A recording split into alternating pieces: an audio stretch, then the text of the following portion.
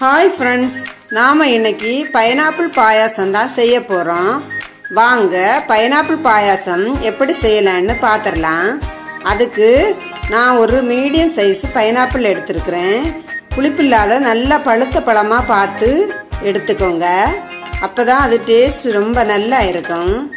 இப்போ இந்த பைனாப்பிளில் பாதியை நல்ல குட்டி குட்டி பீஸாவும் இல்லாமல் ரொம்ப பெரிய பீஸாவும் இல்லாமல் மீடியம் சைஸாக நாம் கட் பண்ணி எடுத்துக்கலாம். ஏன்னா நாம் மிக்சியில் போட்டு அரைச்சி தான் எடுத்துக்க போகிறோம்.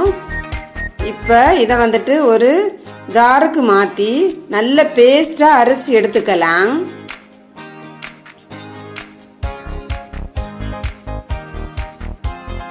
இப்போ மீதி பாதியை நல்ல குட்டி குட்டி பீஸாக கட் பண்ணி எடுத்துக்கலாம்.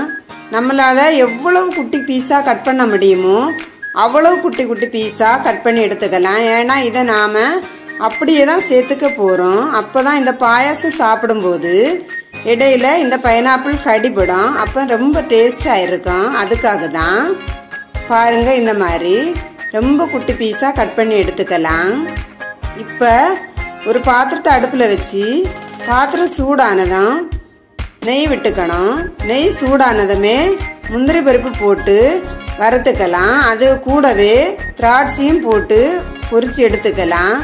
திராட்சை பபிள்ஸ் மாதிரி ஆனதும் இது ரெண்டத்தையும் பிளேட்டுக்கு மாற்றிடலாம். இப்போ அந்த நெய்யில் தானே நம்ம அரைச்சி வச்சுருக்கிற பைனாப்பிள் பேஸ்ட்டை அது கூட விட்டுடலாம்.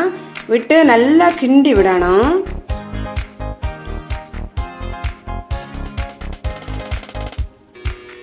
இப்போ இது கூட நம்ம பொடி பொடியாக கட் பண்ணி வச்சுருக்கிற அந்த பைனாப்பிள் பீஸையும் இது கூடவே சேர்த்து நல்லாவே கிண்டி விடுவோம்.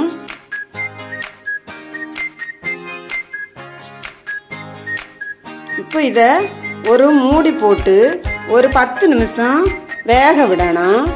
தீயை கொஞ்சம் கம்மியாக வச்சுக்கணும். வச்சு இதை மூடி வேக விடணும்.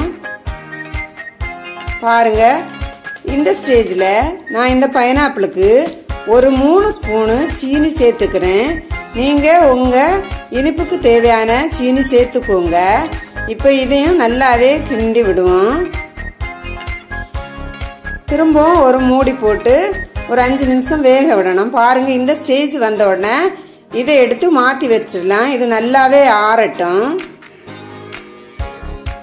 இப்போ ஒரு கடாய் அடுப்பில் வச்சு அதில் ஒரு 2 கப்பு தண்ணி சேர்த்துருக்கேன். தண்ணி கொதித்த உடனே ஜவ்வரிசி சேர்த்துக்கணும். ஜவ்வரிசி சேர்த்து நல்லாவே கிண்டி விட்டு தீயை கம்மியாக்கி ஒரு மூடி போட்டு வேக விடுவோம். இப்போ பாருங்கள், இப்போ ஜவ்வரிசி நல்லாவே வெந்திருக்கு. இது கூட நான் காய்ச்சி வச்சுருக்கேன், சூடாக தான் இருக்குது. அந்த பால் சேர்த்துக்கிறேன். ஒரு 3 கப்பு பால் சேர்த்துருக்குறேன். இதையுமே ஒரு கிண்டி விடுவோம். இப்போ பால் ஒரு கொதி வந்த உடனே நான் ஒரு 4 ஸ்பூன் சீனி சேர்த்துருக்குறேன். கூடவே ஒரு சின்ன பிஞ்சு அளவுக்கு ஏலக்காய் தூள் சேர்த்துருக்குறேன். அதையும் நல்லா கிளறி விடுவோம். இப்போ இது ரெடி ஆயிடுச்சு.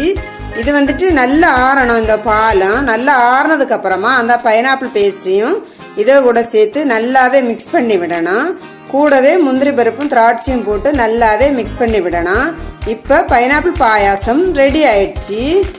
வீடியோ பிடிச்சுன்னா லைக் பண்ணுங்கள், ஷேர் பண்ணுங்கள், மறக்காமல் சேனலை சப்ஸ்கிரைப் பண்ணுங்கள். தேங்க்யூ ஃபார் வாட்சிங்.